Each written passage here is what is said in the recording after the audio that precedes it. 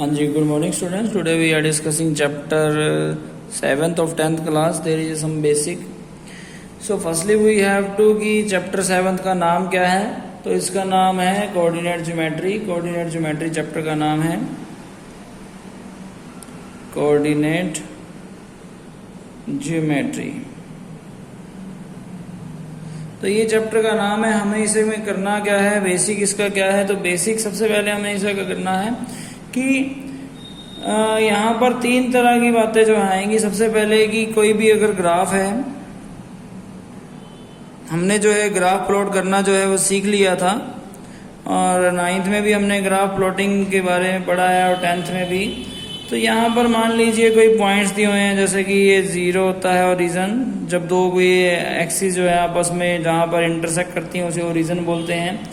और यहाँ 1 है, यहाँ 2 है, ये एक्स एक्सिस है बट हॉरिजॉन्टली. ठीक है, ये एक्स की नेगेटिव, ये वाई एक्सिस है, वाई नेगेटिव. तो वर्टिकली हॉरिजॉन्टल दोनों एक्सिस हैं. यहाँ पर जब मान लीजिए 1 पॉइंट है, 2 है, ये 3 है. There is also 1 2 and 3. अगर कोई पॉइंट आता है 2 एंड 0, x2 y0, तो यहाँ पर आएगा x2 y0. एंड अगर कोई पॉइंट आता है 0 एंड 2, तो x0 y2, तो यहाँ पर आता है.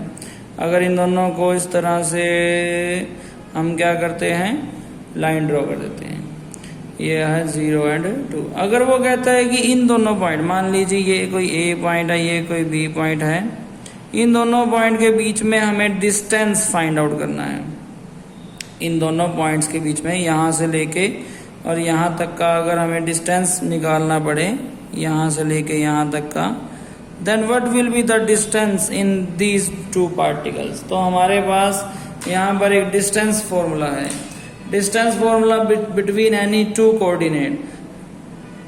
What is the distance formula? तो यहाँ पर डिस्टेंस फॉर्मूला है सबसे पहले रूट में. अब ध्यान से देखिए कि यहाँ पर मान ले A पॉइंट कोई क्या है, A पॉइंट 0 एंड 2 है, और B पॉइंट क्या है, वो है 2 एंड 0, या कुछ और भी हो सकता है.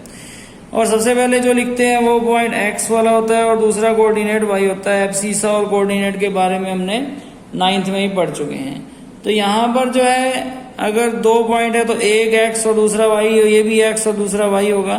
तो फर्स्ट जो x1 है वो 0 है और x2 क्या है, वो 2 है. x1 x2, y1 y2. y1 जो है वो 2 है और y2 क्या है, वो 0 है. फॉर्मूला क्या है हमारे पास, डिस्टेंस फॉर्मूला. डिस्टेंस फॉर्मूला है x2 minus x1 whole square plus y2 minus y1 whole square. This is the formula of between two coordinates के बीच में, बिटवीन टू पॉइंट्स के बीच में डिस्टेंस निकालने का फॉर्मूला है, जो 7.1 में हमें यूज होगा. बाय चांस कुछ ऐसा हो कि जैसे कि इसी तरह से कोई ओरिजिन से चल रहे हैं, कि ओरिजिन से अगर डिस्टेंस निकालना हो कि यहाँ से इधर का डिस्टेंस या यहाँ से इधर का डिस्टेंस निकालना हो, यानी कि ओरिजिन के दोनों पॉइंट ही x भी 0 होता है और y भी 0 होता है. तो क्या होगा, तो यहाँ पर पहले वाले पॉइंट में यहाँ मान लीजिए ये दोनों पॉइंट 0 हैं. तो इसमें फॉर्मूला हमारे पास लगेगा कि फ्रॉम द ओरिजिन से अगर डिस्टेंस फाइंड आउट करना है, डिस्टेंस फ्रॉम ओरिजिन से, तो इसमें जो है दोनों पॉइंट जो है वो 0 हो जाएंगे. तो यहाँ पर आ जाएगा x कोई भी एक बच जाएगा और y कोई भी एक बच जाएगा. तो x square plus y square is the formula of distance formula from the origin से अगर किसी पॉइंट के डिस्टेंस निकालना है. तो अदरवाइज आप डायरेक्ट 0 0 भी पुट कर देंगे तो भी यह जो है इजीनेस में हो जाएगा. ठीक है जी. उसके बाद बात आती है कि मान लीजिए यही ऐसा ही कोई ग्राफ है, दोबारा से मैं प्लॉट कर देता हूं कि ऐसा ही कोई ग्राफ है. कोई किसी ग्राफ में जो है कोई एक लाइन जो है प्लॉट जा रही थी, उस लाइन को जो है किसी दूसरी लाइन ने इंटरसेक्ट कर दिया. ये कोई दो पॉइंट थे, ये पॉइंट 0 एंड 2 था, ये 2 एंड 0 था. इसको किसी लाइन ने इस पॉइंट पर इंटरसेक्ट कर दिया. ठीक है, मान लीजिए 1 1 पर इंटरसेक्ट कर दिया.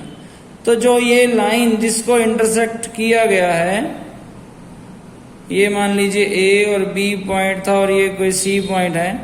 तो जो ए और जो बी लाइन वाली पॉइंट है उसको जिस सी वाले पॉइंट ने कट किया है उसके पॉइंट्स भी निकालने, और वो पॉइंट किस रेशो में काट रही है उस लाइन को, वो रेशो निकालनी। ये दोनों चीजें जो है फाइंड आउट करने के लिए हमारे पास आ सकती हैं।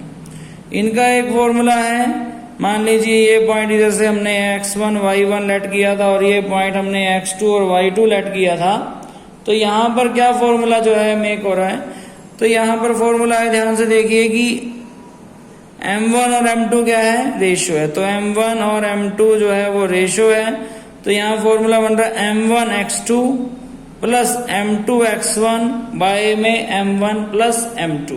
This is the section formula, this is the coordinate formula, इसको आप कुछ भी बोल सकते हैं। तो यहाँ पर सेक्शन फॉर्मूला सेकंड फॉर्मूला आ रहा है, सेक्शन फॉर्मूला या कोऑर्डिनेट फॉर्मूला। पहला क्या था, m1 x2 plus m2 x1 bye में m1 प्लस m2। इस फॉर्मूले से क्या होता है कि x के कोऑर्डिनेट, जो यहाँ पर x का कोऑर्डिनेट ये वाला, ये इस कोऑर्डिनेट की वैल्यू जो है फाइंड आउट कर सकते हैं हम लोग। Similarly m1 y2 m2 y1 bye में m1 प्लस m2 से y के कोऑर्डिनेट की वैल्यू भी फाइंड आउट कर सकते हैं। तो दूसरा फॉर्मूला बना m1 y2 plus m2 y1 bye में m1 प्लस m2। ठीक है, इससे जो है हम y के कोऑर्डिनेट की वैल्यू भी फाइंड आउट कर सकते हैं, x और y के दोनों को। और बाई चांस x और y के कोऑर्डिनेट दिए गए हैं और m1 m2 ratio find out करनी है, देन हमें सबसे पहले लेट करना पड़ेगा, लेट द रेशो कोई भी एक वेरिएबल इनटू में और दूसरी रेशो 1, जैसे कि k रेशो 1 लेट कर सकते हैं। ठीक है, कि किसी भी रेशो में जो है कोई लाइन कट रही है। और बाय चांस अगर वो कह रहा है कि कोई लाइन को दो बराबर बराबर टुकड़ों में बांटा गया है कि 2 इक्वल पार्ट्स में, देन क्या होगा कि 1:1 में ही वो जो है डिवाइड होगी। अगर वो कह रहा है कि इसको, ये तो बोल रहा है कि बाइसेक्ट, अगर वो कह रहा है कि 2 इक्वल्स पार्ट में हो गया तो ये आ गया। अगर 3 इक्वल पार्ट में डिवाइड कर दिया, देन इधर जो है 1:2 एंड 2:1 में जो है इसके पॉइंट, इस कोऑर्डिनेट के मान लो ये A था, ये मान लो जी B है और ये C है, तो इसके कोऑर्डिनेट 1:2 से फाइंड होंगे। इधर एक हिस्सा है और इधर 2 हिस्से, तो 1:2, इसमें इधर 2 हिस्से हैं यहाँ तक और इधर 1 हिस्सा है। तो ये जो D के कोऑर्डिनेट हैं, मान लीजिए ये A B और ये C और ये D है, इसके D के कोऑर्डिनेट कब फाइंड आउट होंगे, जब आप यहाँ पर 2:1 लेट करेंगे। सिमिलरली इसी तरह से अगर वो कहता है कि 3 इक्वल पार्ट्स में बांट दिया और इसके बाद जो है 4 इक्वल पार्ट्स में, देन 1 2 3 एंड 4 इक्वल पार्ट्स में अगर वो डिवाइड करने के लिए बोल रहा है, अगर ये A है और ये B है और ये C है और ये D और ये E, देन यहाँ पर जो रेशो आएगी वो 1:3 आएगी, ये आएगी 2:2 आएगी और ये 3:1 में जो है हम इसको डिवाइड करेंगे जी। ठीक है, उसके बाद लास्ट फॉर्मूला है इसमें हमारे पास, एक तो इसमें मिड पॉइंट फॉर्मूला भी है, जैसा कि ये जो है 1:1 में जब बटा था, तो रेशो जब 1:1 आएगी तो मिड पॉइंट फॉर्मूला बनेगा m1 m2 m1 m2 m1 m2 सभी 1 1 हो जाएंगे। तो मिड पॉइंट फॉर्मूला यहाँ ही से बनकर तैयार हो रहा है। अगर सेक्शन फॉर्मूला में हम जो है m1 और m2 की वैल्यू 1 रखते हैं तो x1 प्लस x2/2 और y के y1 प्लस y2/2 से जो है मिड पॉइंट जो है निकाला जा सकता है, C के पॉइंट निकाले जा सकते हैं। लास्ट है कि एरिया ऑफ अ ट्रायंगल किस तरह से निकालें, area of a triangle in when the coordinate are given. तो कोऑर्डिनेट्स का एरिया अगर निकालना हो तो उसका फॉर्मूला है 1/2 x1 y2 minus y3 1 2 3 plus x2, यहाँ आएगा 2 3 1, फिर x3 देन 3 1 2। ठीक है, इसको एक और तरीका है याद करने का, देखिए 23 31 12 से भी आप याद कर सकते हैं। अगर बाय चांस कोई भी ट्रायंगल गिवन है, जैसे कि कोई ट्रायंगल गिवन है, उसका A पॉइंट है, उसके x1 y1 बी पॉइंट है x2 y2 एंड सी कोई पॉइंट है x3 और y3 और तीनों के कोऑर्डिनेट गिवन है, तो हम लोग इस ट्रायंगल का एरिया फाइंड आउट कर सकते हैं। क्या फॉर्मूला है? x1 y2 minus y3 x2 y3 minus y1 और x3 y1 माइनस y2। अगर हम लगाएंगे 1/2 के, तो यहाँ पर किसी भी लाइन का जो है एरिया, किसी भी ट्रायंगल का एरिया हम फाइंड आउट कर सकते हैं।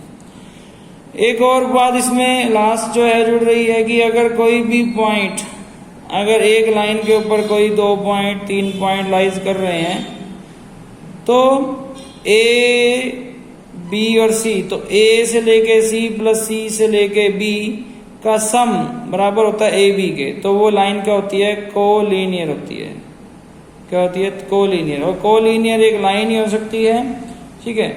और जब कोलिनियर अगर कोई भी लाइन है तो वहां पर वो एक ट्रायंगल नहीं बन पाएगी, और ट्रायंगल नहीं बनेगी तो कोलिनियर, अगर कोई 3 पॉइंट कोलिनियर है तो उनकी ट्रायंगल का एरिया 0 होगा, ठीक है। ये भी इसमें जो है बेसिक्स में आपके पास जुड़ रहा है एक पॉइंट। इसके बाद हम नेक्स्ट वीडियो में जो है 7.1 के बारे में डिस्कस करेंगे।